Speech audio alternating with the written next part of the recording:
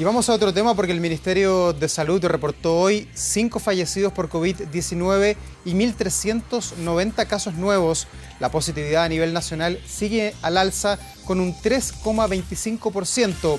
Esto mientras el ministro Enrique París ha descartado la existencia de una tercera ola. Vamos a hablar de inmediato sobre el COVID, el coronavirus, con el doctor José Miguel Bernucci, secretario general del Colegio Médico, a quien saludamos. ¿Cómo está, doctor? Buenas tardes.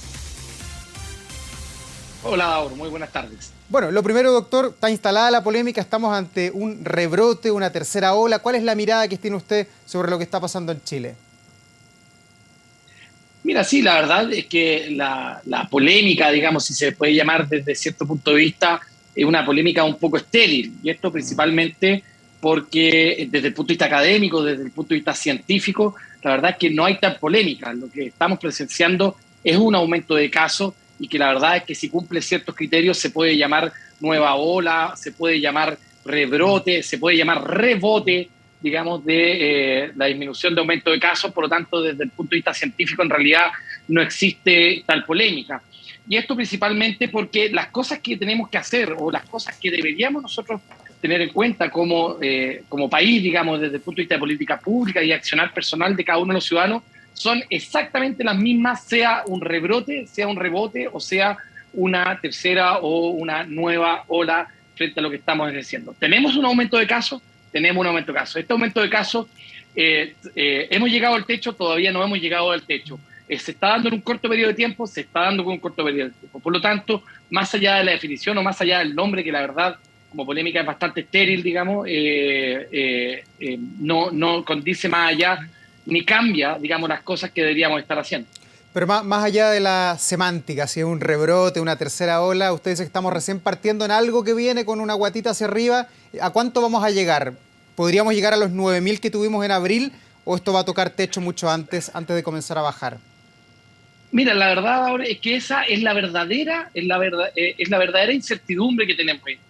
En realidad nadie puede afirmar, digamos, hasta dónde va a llegar esta nueva ola. La verdad es que lo que tenemos son configuraciones de distintos escenarios, donde tenemos un escenario muy bueno, que es en la punta, digamos, de este rebrote o ola nueva, como usted quiera llamarlo, no llegaría más allá de un 30% de los 9.000, o sea, estamos hablando alrededor de 3.000, un poquito más de casos, sin un aumento significativo de hospitalizaciones, sin un aumento significativo de conexiones a ventilador mecánico, y por lo tanto, en realidad, ser bastante autolimitada. Ese sería el mejor escenario.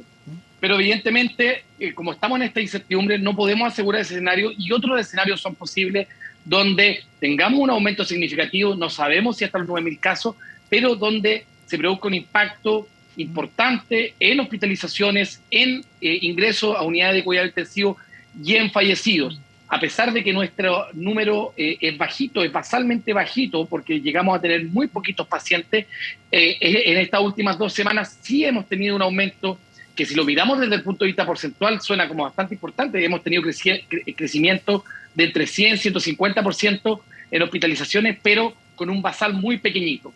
Ahora, como tenemos una ola muy grande de pacientes no COVID que nos están ocupando las hospitalizaciones, que estamos tratando de adelantar la lista de espera y resolverla, que están ocupando las unidades de pacientes críticos, cualquier aumento muy importante de pacientes COVID, aunque no sea numéricamente muy grande, podría impactar mayormente, y esa es la preocupación que tenemos hoy en día.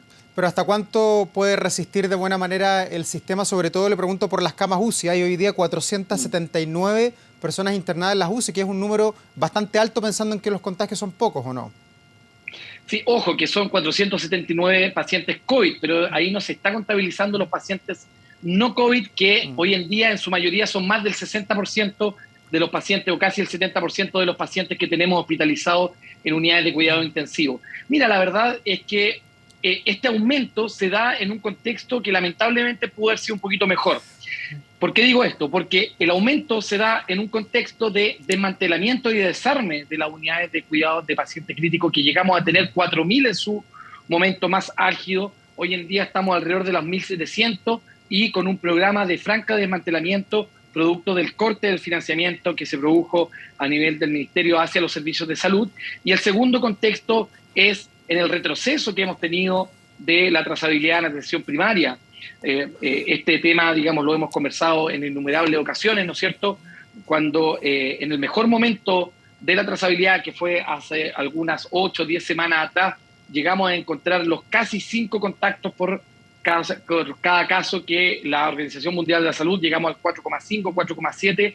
Después de sacar a las municipalidades de la trazabilidad, esto ha caído a casi 3, 3,2 contactos por cada caso, lo cual es muy preocupante. Entonces, este contexto de desarme, este contexto de desmantelamiento nos pilla en una ola hacia arriba, y eso también genera, obviamente, mayor grado de incertidumbre en lo que podemos llegar a tener. Y hoy día, doctor, ¿el país está enfrentando a la variante Delta o ya estamos enfrentando a otro tipo de variación o mutación que está teniendo el COVID-19 en el país?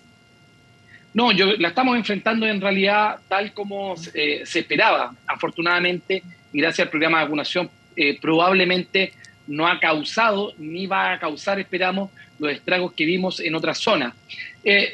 Por un lado, en realidad, el aumento de casos que estamos viendo ahora tiene varias explicaciones o varios factores etiológicos, digamos, como causantes de los aumentos de casos. Tenemos la disminución, ¿no es cierto?, de las medidas restrictivas y por lo tanto un aumento de la movilidad de las personas, lo que evidentemente va a llevar a un aumento de casos. Tenemos la expresión ya clínica o comunitaria de lo que hablábamos hace semanas atrás de variante Delta. Tenemos todavía un bolsón de alrededor de 1 millón de personas que no han iniciado su programa de vacunación, y por lo tanto en esas personas las cargas virales y la capacidad de contagio es mucho mayor, y en un contexto de disminución de la trazabilidad, lo que obviamente nos impide cortar la cadena de contagio y por lo tanto también la capacidad que tenemos de evitar que la gente, que haya mayor cantidad de circulación viral. Entonces probablemente todos esos factores se mezclan para generar esta realidad que, como digo, es una realidad que es de incertidumbre. No podemos asegurar exactamente cuál va a ser el techo. Obviamente que tenemos factores protectores como el exitoso programa de vacunación, pero evidentemente en el contexto de desarme, de desmantelamiento, pudiera ser, ¿no es cierto?, una luz de alarma, una luz de alerta que nos debería llevar a tomar acciones. Doctor, y desde ese punto de vista, no sé cuál es la mirada que tiene el Colegio Médico. ¿Qué se puede hacer con ese millón de personas que no se quiere vacunar? Ya llevamos prácticamente el año entero hablando de las vacunas y hay gente que se resiste y dice no me voy a vacunar. ¿Qué hay que hacer? ¿Pedir los PCR en los trabajos? ¿Dejar a esa gente encerrada en sus casas como lo han hecho en Francia? ¿Cuál es la mirada o la receta que ofrece usted? Mira, en realidad, más que ofrezca al Colegio Médico, es un poco mirar nuestra propia historia como país. Chile, y aquí nosotros le podemos dar, digamos, cancha y tiro lado a muchos países desarrollados, incluyendo Francia, Estados Unidos, la mayor parte de Europa. Tenemos una súper rica historia en inmunizaciones. Y en general, la poca información que tenemos disponible para analizar sobre las razones de no vacunación, algunas de esas por la encuesta Imovit que se hacía hasta hace algunas semanas atrás, algunas encuestas también que se han hecho en comunicación de riesgo sobre vacunas de la Universidad Católica, menos del 1% de las personas que no se ha vacunado se declara antivacuna, ¿ya? Y por lo tanto, en realidad, como pensar de que las personas que no están vacunadas todas pertenecen a estos movimientos antivacunas, en realidad es un error a priori que tenemos que tratar de dejar de lado. Lo segundo que tenemos que señalar es que si nosotros agrupamos las razones descritas en estas distintas información que tenemos disponible de estas encuestas, muchas personas no se han vacunado porque un 30% alrededor dice que no lo hacen por falta de información sobre efectos secundarios, la otra sobre falta de información de si sirve o no sirve la vacuna, y lo tercero tiene que ver con efectos secundarios inmediatos que le pudiera pasar al vacunarse.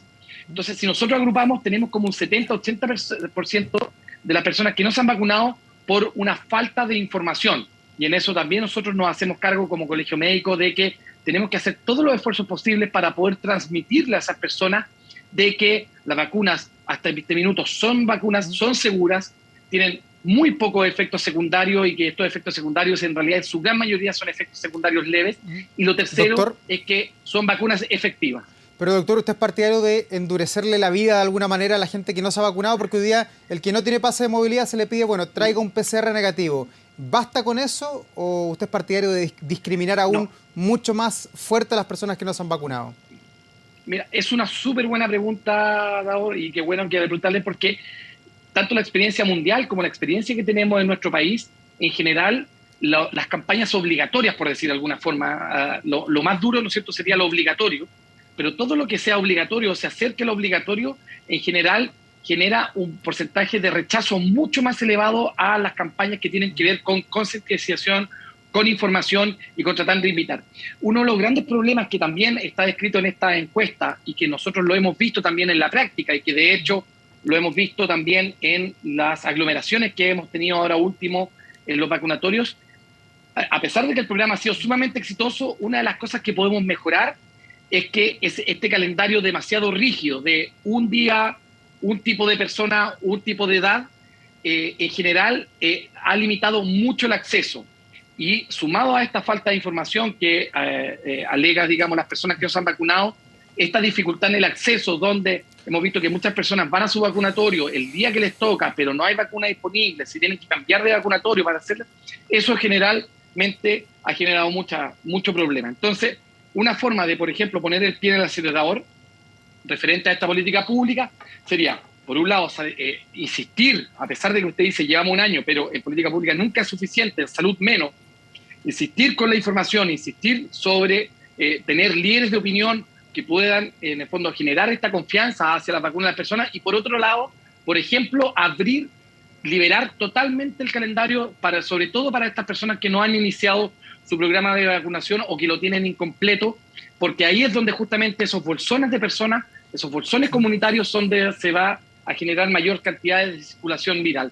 Entonces, más que endurecer, más que obligar, en realidad lo que necesitamos es dar facilidad y generar confianza en el programa de vacunación, sobre todo en un contexto con vacunas que están aprobadas como emergencia, pero que hemos visto hasta el minuto el grado de seguridad y lo que sirven nuestras vacunas. Doctor, pero ¿hasta cuándo estamos protegidos con las vacunas? Una persona que tiene una dosis, la segunda, la tercera, porque uno ve que en los hospitales, en las UCI, también hay gente que está vacunada, que ha cumplido al pie de la letra lo que ha dicho el ministro Enrique París y está en la UCI hoy día combatiendo y luchando entre la vida y la muerte. ¿Cómo se explica eso?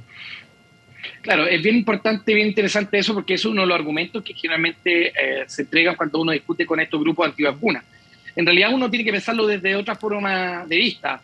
Si yo tengo el 0% de mi población vacunada, mi probabilidad, digamos, de caer a la UCI vacunada es cero, porque no hay nadie vacunado.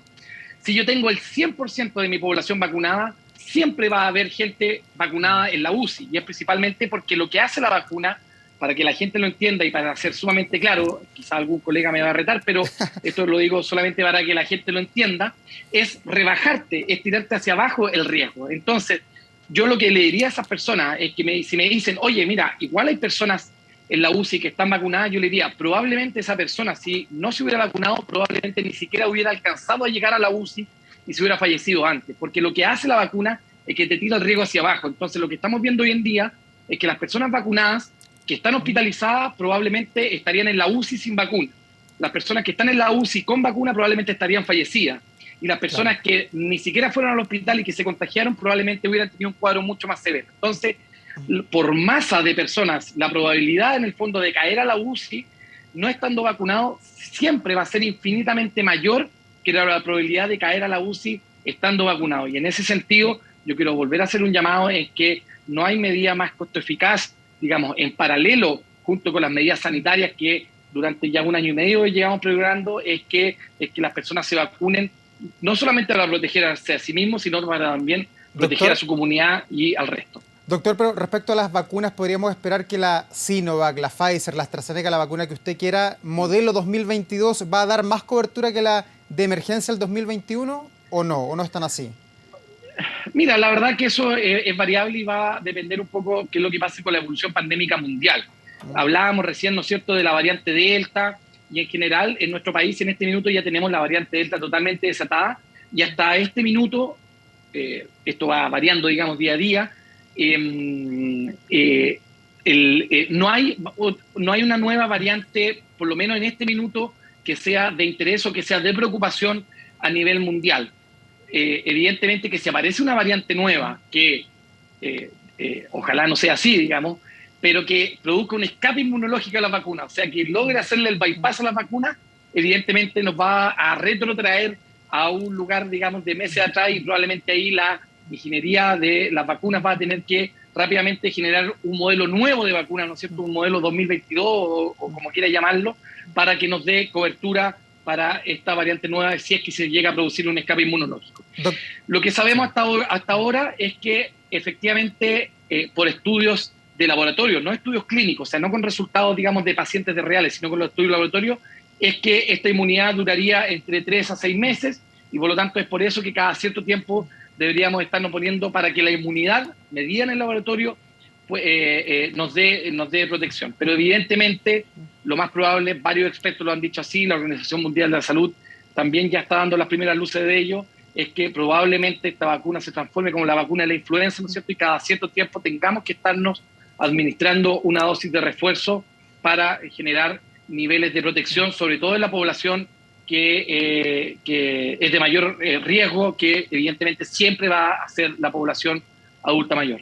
Doctor Bernucci, lo último y muy brevemente, en las reuniones que han tenido desde el Colegio Médico con los candidatos presidenciales a nuestro país, no sé si se han juntado con todos ya, pero ¿el COVID, el coronavirus, las vacunas es prioridad para todos o ustedes notan matices en cómo combatir y si hay o no que combatir el COVID?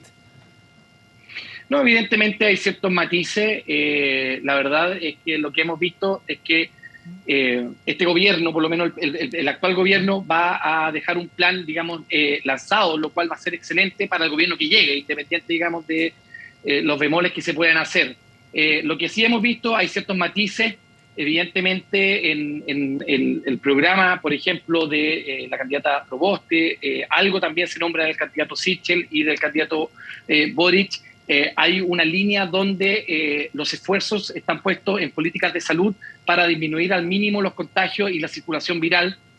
Por otro lado, el candidato Kast basa principalmente el manejo del COVID en lo que puedan ser seguidamente las vacunas para generar aperturas masivas. Obviamente que hay ciertos bemoles entre uno y otro y nosotros estamos dispuestos, así lo hemos demostrado con las reuniones, a poder trabajar y a poder opinar y a poder aportar, evidentemente, con el candidato que el 21 de noviembre y luego en diciembre pueda salir electo, también en base a la buena política referente a las vacunas que ha hecho este gobierno. Doctor José Miguel Bernucci, secretario general del Colegio Médico, como siempre, muchas gracias, muy amable por conversar con nosotros. Muchas gracias a ustedes, un gran saludo. Chao, buenas tardes.